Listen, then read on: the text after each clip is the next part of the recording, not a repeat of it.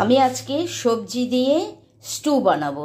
হ্যাঁ, তার স্টুয়ের মধ্যে কি কি দিচ্ছি দেখো। গাজর দিচ্ছি, ফুলকপি দেব, আলু দেব, টমেটো দেব, বিনস দেব, এবং চাইলে তোমরা বিটও দিতে পারো। তবে স্টুয়ের কালারটা সেই জায়গায় একটু লাল হয়ে যাবে। আমি আজকে বিট দেব না, এই দিয়েই করব স্টুটা। তো চলো আজকে স্টুটা আমি কিভাবে করছি। এই স্টুটা আমার শাশুড়ি ভীষণ ভালো বানাতো, তার থেকেই শেখা এই স্টুটা, সবজি স্টু। তাহলে চলো আজকের স্টুটা কিভাবে করব সেটা তোমাদের সাথে শেয়ার করি। নমস্কার বন্ধুরা, বাবিনের রান্নাঘরে একটি ব্লগে তোমাদের সবাইকে স্বাগত জানাই। যে যেখানে আছো আশা করি তোমরা সবাই খুব ভালো আছো। চলো তাহলে আজকে তোমাদের সবজি স্টুয়ের রেসিপিটা শেয়ার করি। দেখো, স্টুয়ের জন্য আমি জল বসিয়ে দিয়েছি। আমি এই জলেই সব সবজিগুলো দিয়ে দেব, দিয়ে একদম সিদ্ধ করে নেব। স্টুয়ের যেরকম সিদ্ধ করে সেরকমভাবে সিদ্ধ করে নেব। চাইলে আমি কুকারে দিতাম, কিন্তু কুকারে দিলে ফুলকপিগুলো গলে যাবে। এই জন্য আমি কড়াইতেই সব সিদ্ধ করে নেব। সব রকম সবজি এগুলি আমি আগেই ধুয়ে নিয়েছি, ধুয়ে সব দিয়ে দেবো এর মধ্যে। আমি আদা 2 রকম আদা নিয়েছি, একটা একদম ফাইন চপ করেছি, আর একটা কিছু আদা জুলিয়ান করে কেটে নিয়েছি। টমেটোটা আমি দিয়ে দিলাম। সামান্য নুন দিয়ে সবজিটাকে বয়েল করে নেব। চলো তাহলে এটা বয়েল করতে বসিয়ে দিলাম। আর এই যে পেঁয়াজগুলো কেটেছিলাম, যে এই পেঁয়াজটাও দিয়ে দেবো। ভীষণ ভালো হয় সবজি এটা, শীতের দিনে দারুণ জমে যায়। রুটি দিয়ে খেতে, সকালে খাও, রাতে খাও, ভীষণ ব্রেড দিয়ে খেতে পারো, আবার হাত রুটি দিয়েও তোমরা খেতে পারো। আমি আর সামান্য আদাও দিয়ে দিলাম।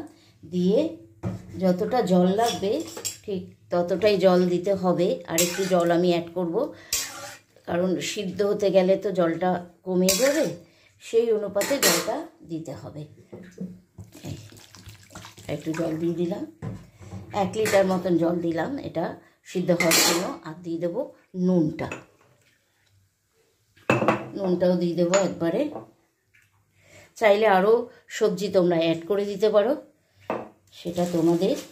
কড়াইশুঁটি দিতে পারো, আমি দেবো কড়াইশুঁটিটা পরে দেব। চলো তাহলে এটা আমি ঢেকে দেবো। এবারে এর মধ্যে আমি আর একটু দিয়ে দেবো, এই যে সুইট কর্ন, ভুট্টা। ভীষণ হেলদি হবে স্যুপটা খেতে,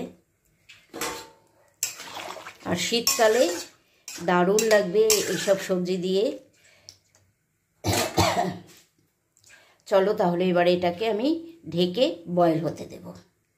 দেখি সবজিগুলো সিদ্ধ হলো কিনা। আর একটু মনে হচ্ছে সিদ্ধ হবে। হ্যাঁ, না, আলু তো সিদ্ধ হয়ে গেছে, আলু সিদ্ধ হয়ে গেছে। গাজর দেখি সিদ্ধ হলে, হ্যাঁ পুরো সিদ্ধ হয়ে গেছে। আলু গাজর সিদ্ধ হয়ে যাওয়া মানে ফুলকপিও সিদ্ধ হয়ে গেছে, বিনসও সিদ্ধ হয়ে গেছে।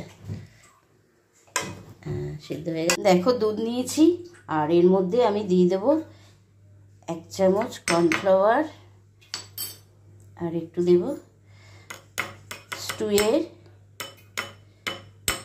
স্টুয়ের যে ঝোলটা হবে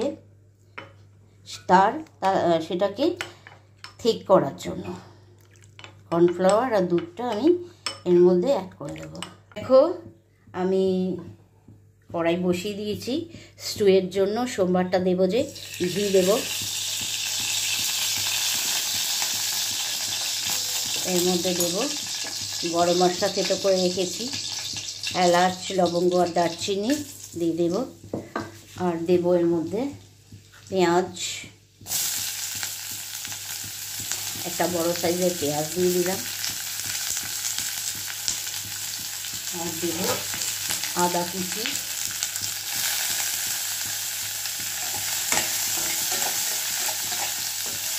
দিয়ে একটু নাড়াচাড়া করতে হবে।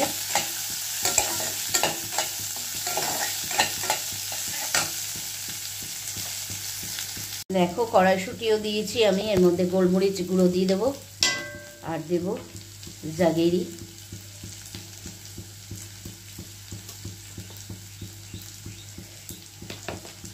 এটা হয়ে গেছে আমার,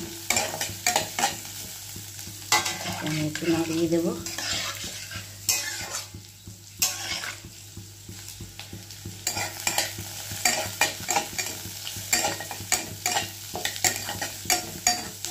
ভালো করে পেঁয়াজটা একটু ভাজা করে নিতে হবে, পেঁয়াজ আর আদাটা। একটু আমি জুলিয়ান আদাও দিয়ে দিলাম এর মধ্যে, একটু গার্নিশিংয়ের জন্য সামান্য রেখে দিলাম। ভীষণই হেলদি, যারা সবজি খেতে চায় না বা পছন্দ করে না, যেসব বাচ্চারা, এভাবে সবজির স্টু যদি এভাবে করে দাও, তারা কিন্তু সুন্দর ভালোবেসে খেয়ে নেবে।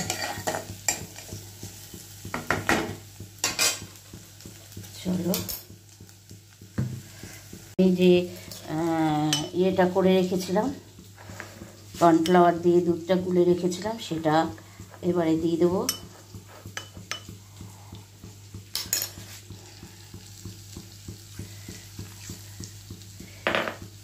সবটা আমি দিইনি, একটু দেখবো কতটা ঘনত্ব রাখবো। আর এই স্টুটা কিন্তু সব সময় ঘি দিয়েই করতে হবে, বাটার দিয়ে নয়, বাটার বা সাদা তেল দিয়ে নয়, ঘিয়ে স্টুটা করলে খুব সুন্দর একটা স্মেলও হয় আর খেতেও খুব ভালো হয়।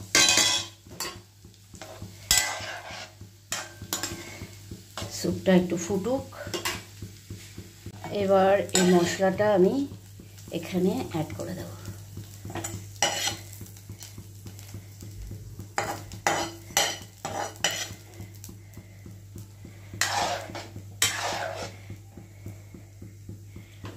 আর দেব, আর একটু দিয়ে দেবো, এটা পুরোটাই দিয়ে দিলাম।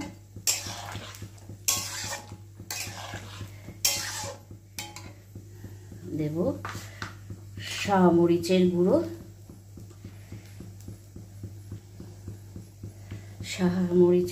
এবং গোলমরিচের গুঁড়ো, যেটা ব্ল্যাক, সেটাও দিয়েছি। আর একটু ফুটতে হবে, ফুটতে দেব, ফুটুক একটু। কত সুন্দর হয়েছে, খেতেও কিন্তু খুব ভালো লাগবে। সামান্য একটু ঘি অ্যাড করে দেব, আর আমি একটু পেঁয়াজ পাতা উপর দিয়ে গার্নিশিং করে দিয়েছি কেটে, সামান্য একটু ঘি দিয়ে দিলাম। আর এই স্যুপটা গরম গরম খেতে হবে। স্যুপ তো সাধারণত গরম গরমই খেতে হয়, ব্রেড দিয়ে আর রুটি দিয়ে খুব ভালো যাবে স্যুপটা। তো ভালো লাগলে অবশ্যই বন্ধুরা লাইক, কমেন্ট, শেয়ার দিতে ভুলবে না। আর বাবিনের রান্নাঘর চ্যানেলটিকে অবশ্যই সাবস্ক্রাইব করে পাশে থাকা বেল আইকনটি প্রেস করে দেবে, সময় মতন সব নোটিফিকেশান তোমাদের কাছে আগে পৌঁছে যাবে। তাহলে চলো, নেক্সট কোনো ব্লগ বা রান্না নিয়ে তোমাদের কাছে চলে আসবো। আজকের মতন টাটা, সাবধানে থাকবে আর সুস্থ থাকবে।